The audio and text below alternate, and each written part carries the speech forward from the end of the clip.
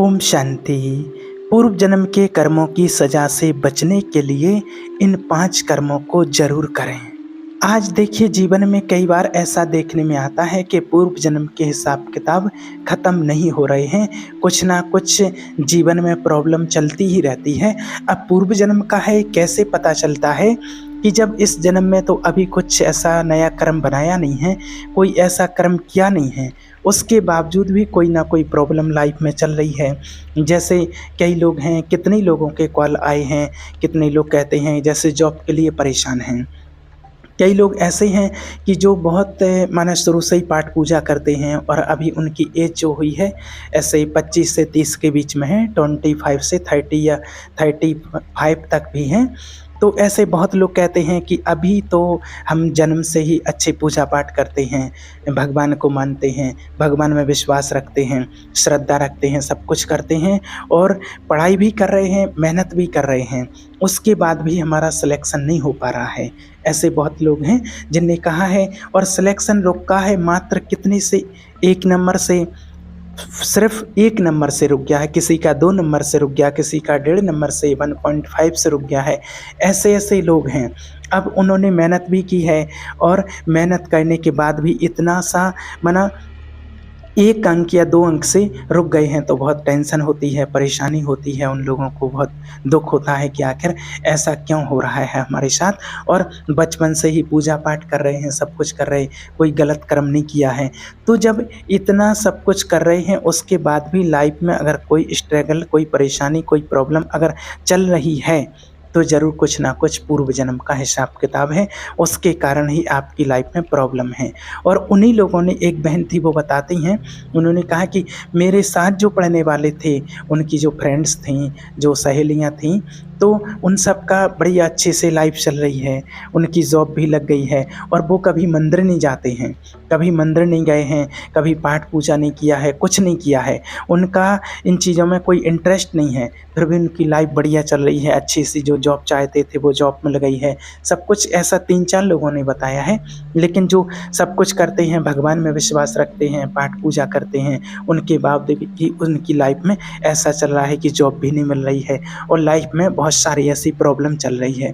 तो ये होता है पूर्व जन्म के कर्मों का हिसाब किताब, कि अभी भी पूर्व जन्म का कोई हिसाब किताब है जो आपके साथ अभी भी चल रहा है।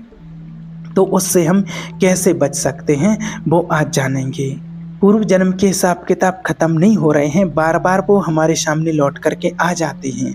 बहुत कोशिश करते हैं ख़त्म करने की, लेकिन वो फिर लौट आते हैं। आखिर क्यों ऐसा होता है? क्यों वो कर्म हमारा पीछा नहीं छोड़ते हैं?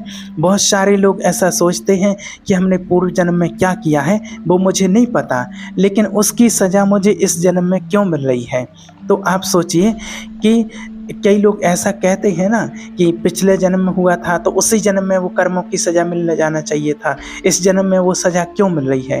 तो देखिए क्या होता है, आप विचार कीजिए कि जैसे आपने कोई कर्म किया, आपने किसी को दुख दिया, किसी को पीड़ा पहुंचाई, या किसी के बिजनेस में आपने लॉस पहुंचाया, किसी न किसी प्रकार से किसी को धोखा दिया है और आपने शरीर छोड़ दिया। अब उस आत्मा ने तो आपसे हिसाब किताब लिया ही नहीं है। जब आपने तो पूरा उसके साथ जो कर्म किया है और आपने शरीर छोड़ दिया, तो उस जिसके साथ आपने धोखा दिया है, जिसको नुकसान पहुंचाया है, उसने तो अभी कोई हिसाब किताब आपसे ले ही नहीं पाया है।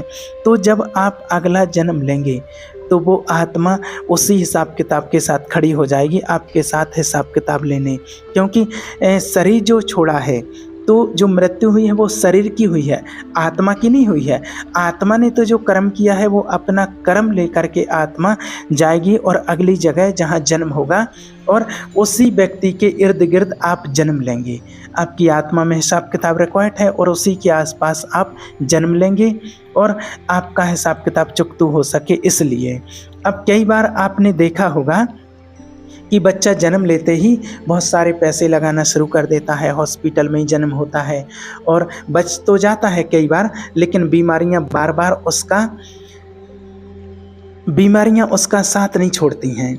जन्म से बच गया, लेकिन जैसे ही जैसे उसकी उम्र बढ़ने लगती है, बीमारियां बढ़ने लगती हैं और आए दिन अस्पताल ले जाना पड़ता है उसको।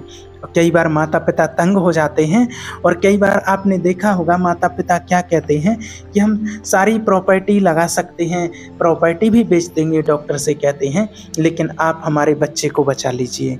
लेकिन डॉक्टर्स क्या कहते हैं कि हम कुछ नहीं कर सकते हैं, इस समय आपकी प्रॉपर्टी, आपका धन, आपकी संपत्ति कोई काम में नहीं आएगी, आपके बच्चे को हम नहीं बचा सकते हैं। अब आप सोचिए कि क्या किया होगा उसने। तो ये था कर्मों का हिसाब किताब, जिससे कोई भी मनुष्य आत्मा बच नहीं सकती है। बस इससे अगर बचना है तो इससे बचने के ये 5 नियम आपको बताते हैं। अगर आपने ये अपना लिया तो आप बच सकते हैं। अगर आप अपने हर कर्म को श्रेष्ठ बनाना सीख जाएं, आपको भी लग रहा है कि मेरे पास बार बार पूर्व जन्मों के कर्मों का हिसाब किताब मेरे सामने आ रहा है और मुझे उससे छुटकारा पाना है, मुझे उसे ख़त्म करना है, तो आप ये 5 कर्म करें, जिससे आप उन चीज़ों से थोड़ा कम हो जाएंगे। कम से कम मान लीजिए कि 50% दुख तो आपका कम हो जाएगा, कष्ट कम हो जाएगा। सबसे पहला आपको क्या कहना है कि आपको माफ़ी मांगना है। जिनके साथ भी अगर इस जन्म में है, जैसे आपको याद है, आपको पता है कि मैंने इनके साथ ऐसा ऐसा किया है और फिर मेरे साथ ऐसा हो रहा है, तो आप उन लोगों से पहले तो आप माफ़ी मांगिए, उन आत्माओं से आप माफ़ी मांगिए। और अगर आपको याद नहीं है, पता नहीं है, जैसे इस जन्म में कुछ नहीं किया है और फिर भी आपके साथ कुछ प्रॉब्लम चल रही है, तो पूर्व जन्म में आपने किसी न किसी के साथ कुछ किया है, तो उन आत्माओं से आप माफ़ी मांगिए। आपने उनको धोखा दिया है, कष्ट दिया है या उनके बिजनेस में लॉस किया है, तो आप उन आत्माओं से माफ़ी मांगिए, क्षमा मांगिए। जब आप उन आत्माओं से क्षमा मांगेंगे तो धीरे धीरे वो आत्माएं पावरफुल होकर आपको क्षमा करेंगी। लेकिन क्या करते हैं हम कि जब पूर्व जन्म में हमने उसको धोखा दिया है, दुख दिया है, कष्ट दिया है और फिर शरीर छोड़ दिया है, मृत्यु हो गई है, तो हमने क्षमा नहीं मांगी। तो जब आप अगले जन्म में आए तो आप सोचो कि अब क्षमा करना है, क्षमा मांगना है। अब आप सोचिए कि बहुत सारे ऐसे बच्चे हैं, जो बच्चे होते हैं जन्म लेते हैं और जन्म लेते ही साथ बच्चे रोने लगते हैं। जैसे थोड़ा बड़ा हुआ बच्चा, थोड़ा सा समझदार हुआ और रोने लगता है, तो माता पिता क्या करते हैं, उन बच्चों को मोबाइल पकड़ा देते हैं। मोबाइल पकड़ा के बस उनको फ्री कर देते हैं। उन बच्चों को आध्यात्मिक रास्ते पर नहीं ले जाते हैं, उन बच्चों को आध्यात्मिक का रास्ता नहीं बताते हैं। अब आप सोचो कि पूर्व जन्म में जो उन्होंने कोई उल्टे सीधे काम किए हैं, तो वो आध्यात्मिक चीज़ों से ही ख़त्म होंगे। तो बच्चों को आप स्टार्टिंग में ही पुण्य कर्म सिखलाएं, ताकि वो पिछले जन्म के हिसाब किताब को कंप्लीट कर पाएं। अगर आपको लग रहा है कि मेरे बच्चे की बीमारियां ख़त्म नहीं हो रही हैं या जन्मते ही वो बीमार हो रहा है, तो उनके हाथों से कुछ पुण्य कर्म कराएं, जिससे वो इजीली तरीके से उन कर्मों से छूट जाएंगे। तो सबसे पहले आपको क्या करना है, माफ़ी मांगनी है उन सभी आत्माओं से जिनकी वजह से या आपकी वजह से उनको दुख हुआ है। जो भी आत्माएं आपको कोस रही हैं, उन आत्माओं से आपको माफ़ी मांगनी है। वो भी आपको मेडिटेशन के माध्यम से मेडिटेशन करना, भगवान का ध्यान करना है और उन आत्माओं से माफ़ी मांगना है। फिर दूसरा है पुण्य कर्म करना। हमेशा इस बात को याद रखें कि पुण्य कर्म ओनली माता पिता को ही नहीं करना है, अपने बच्चों को भी आपको पुण्य कर्म सिखाना है। क्योंकि आज क्या होता है कि माता पिता पुण्य कर्म कर रहे हैं, लेकिन बच्चों को कभी पुण्य कर्म नहीं सिखाते हैं। जैसे आप कहीं दान पुण्य करते हैं, तो आप अपने बच्चे को ही साथ में लेकर के जाएं, उसके हाथ से करवाएं, ताकि उसको पता रहे कि मेरे माता पिता क्या कर रहे हैं, और उसे उसका एग्जाम्पल समझाएं, दान का महत्व समझाएं कि जो आप दान दे रहे हैं, इस दान का क्या महत्व होता है और इस दान से क्या क्या लाभ होते हैं, कि बेटा ये दान पुण्य क्यों किया जाता है, किस लिए किया जाता है। लेकिन आज क्या होता है, अपने बच्चों को ओनली बड़े बड़े खिलौने ला करके दे देते हैं, बच्चों के हाथ में मोबाइल दे देते हैं, बस दिन दिन भर मोबाइल चलाते रहते हैं, खिलौनों से खेलते रहते हैं, गेम खेलते रहते हैं, बस ये करते रहते हैं और बच्चों से कोई भी अच्छा पुण्य कर्म, श्रेष्ठ कर्म नहीं करवाते हैं और बच्चों को वही कहीं ना कहीं फिर तनाव, डिप्रेशन, या फिर वही बच्चे कहीं ना कहीं सुसाइड कर लेते हैं, क्योंकि उन्होंने आध्यात्मिक का रास्ता तो देखा ही नहीं है, आध्यात्मिक के रास्ते को अपनाया ही नहीं है उन्होंने। तो उनके अंदर वो सहन शक्ति नहीं आती है, वो समाने की शक्ति नहीं आती है, जरा जरा सी बातों में नाराज होकर के और कोई गलत कदम उठा लेते हैं। इसलिए अपने बच्चों की लाइफ आपको खुद तय करनी है, इसलिए अपने बच्चों के हाथ से पुण्य कर्म कराना बहुत ज़रूरी है। अगर आपको पूर्व जन्म के कर्मों के हिसाब किताब से बचना है, आपको लग रहा है कि बहुत जटिल हिसाब किताब है, तो आप पुण्य कर्म करें, और जितना आप पुण्य कर्म करेंगे आपको देखिए सज़ा तो मिलेगी, लेकिन वो सज़ा इतनी नहीं मिलेगी जितनी आपको मिलना चाहिए थी। जिसको कहते हैं कि पहाड़ जैसी जो कोई कष्ट होगा तो आपके सामने रुई समान हो जाएगी, कि आपको रुई के समान एहसास होगा, उसका कष्ट नहीं होगा।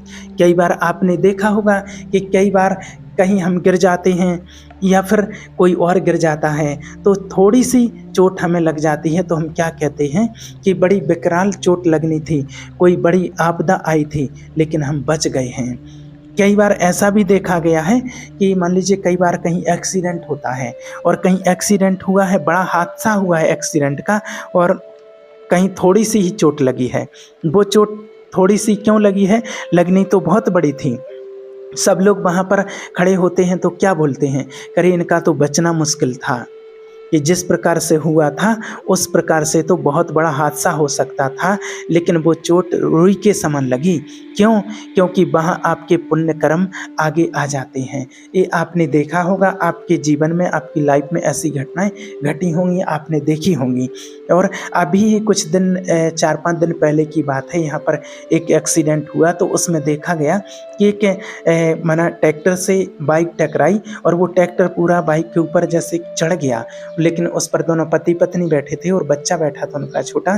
तो उन पति पत्नी को तो चोट आई, माना थोड़ा थोड़ा उनको लग गया, घाव हो गया, लेकिन जितना लगना चाहिए था उतना नहीं, छोटी छोटी सी दोनों के पैरों में चोट आई। और जो छोटा सा बच्चा था, वो बच्चा गाड़ी से फिक करके और कम से कम 4-5 मीटर की दूरी पर गिरा, लेकिन उस बच्चे को जरा सी भी चोट नहीं आई। कहीं एक समझो कि कहीं थोड़ा सा भी उसका ब्लड निकला हो, कहीं एक खरोंच तलक नहीं आई। वो छोटा सा बच्चा था, 3-4 साल का था बच्चा, तो उसको जरा सा कहीं भी कुछ नहीं हुआ, सोचिए आप। तो जैसा हादसा हुआ, वहाँ लोग कह रहे थे कि अरे इतना बड़ा हादसा हुआ और इसमें तो कुछ भी हो सकता था, किसी की भी जान जा सकती थी, लेकिन किसी को कुछ भी नहीं हुआ। तो अब यहाँ पर क्या होता है, यहाँ पर आपके पुण्य कर्म आगे आ जाते हैं, आपके पुण्य कर्मों ने आपको बचा लिया है, यही होते हैं पुण्य कर्म। इसलिए पुण्य कर्म श्रेष्ठ पूंजी होती है।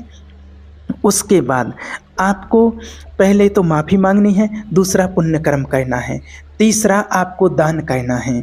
अगर आपने पूर्व जन्म में किसी को भी, बुजुर्गों को अगर दुख दिया है, बड़ों को दुख दिया है, या बच्चों को दुख दिया है, तो आप तीनों कैटेगरी में आप दान करना सीखें। और दान उस तरीके का करें कि जैसे उन चीज़ों से उन आत्माओं तक वो चीज़ें पहुँचें और उन चीज़ों का लाभ लें। आप अन्न का दान कर, भोजन का दान कर सकते हैं, आप वस्त्रों का दान कर सकते हैं, और आप मनसा दान भी कर सकते हैं। तो इससे क्या होगा कि वो दान उन आत्माओं तक पहुंचेगा, क्योंकि आपने कहीं ना कहीं उन आत्माओं का कुछ लिया है, कुछ छीना है, तो दान की वजह से उन आत्मा तक वो चीज़ें पहुंच जाएंगी। और चौथी चीज़ आपको क्या करनी है, आपको भगवान की याद में रह कर के उन आत्माओं तक ब्लेसिंग पहुंचानी है, उन आत्माओं तक दुआएं भेजनी हैं, क्योंकि जितना आप उन आत्माओं को दुआएं भेजेंगे, वो आत्माएं बदले में आपको दुआएं देंगी, तो आपका हिसाब किताब कंप्लीट होना शुरू हो जाएगा। क्योंकि हमने क्या किया, वो आत्माएं अभी भी आपको बद्दुआएं भेज रही हैं, जिनको आपने दुख दिया है किसी ना किसी प्रकार से, इसलिए आप बीमारियों में जकड़े जा रहे हैं। छोटा बच्चा है, बीमारियों में ग्रसित हो रहा है, क्योंकि वो आत्माएं वहाँ से बद्दुआएं भेज रही हैं। लेकिन आप ये सोचें कि मुझे यहाँ से दुआएं भेजनी हैं, और जैसे ही आप दुआएं भेजते जाएंगे, वहाँ से बदले में वो आत्माएं भी दुआएं देना शुरू हो जाएंगी, क्योंकि जो चीज़ आप दोगे वही चीज़ आपके पास लौट करके आएगी।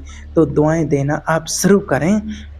और सबसे लास्ट, अब 5वीं चीज़ क्या है, हमें हमेशा हर एक चीज़ पर ध्यान रखना है कि मेरा एक एक कर्म, इस जन्म का मेरा एक-एक कर्म बहुत श्रेष्ठ होना चाहिए, उत्तम होना चाहिए और पावरफुल होना चाहिए। कि मैं ये नहीं कि मैं पूर्व जन्म के कर्मों को कंप्लीट करते-करते और इस जन्म में उल्टे कर्म करना शुरू कर दूँ। नहीं, इसलिए अपने कर्मों में अटेंशन ज़रूर दें।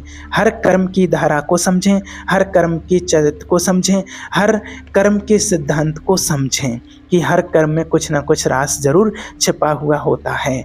अगर हम हर कर्म करना सीख गए, श्रेष्ठता लाना हर कर्म में सीख जाते हैं, तो किसी भी कर्म की सज़ा मुझे नहीं मिलेगी।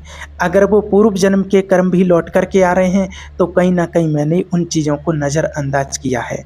तो कर्मों में अटेंशन ज़रूरी है, जो सबसे बड़ी चीज़ है। अगर हमने कर्मों की अटेंशन रखना शुरू कर दी, तो हमें किसी भी आत्मा से अब जा कर के माफ़ी नहीं माँगनी पड़ेगी और आपको कोई कष्ट भी नहीं मिलेगा। इसलिए आप इन 5 कर्मों से अपने पूर्व जन्मों के जो भी आपने गलत कर्म किए हैं किसी के साथ, उनको आप ख़त्म कर सकते हैं, डिलीट कर सकते हैं और उनसे आप राहत पा सकते हैं। जिसको हम सीधे शब्दों में कह सकते हैं कि आप इन 5 कर्मों से आप उन कर्म पूर्व जन्म के कर्मों का प्रायश्चित कर सकते हैं। हमें खुद को भी कष्ट नहीं पहुंचाना है और आप इजीली तरीके से इन 5 कर्मों से उन आत्माओं से क्षमा मांग सकते हैं और अपने को हल्का बना सकते हैं और अपने जीवन को श्रेष्ठ बना सकते हैं। ओम शांति।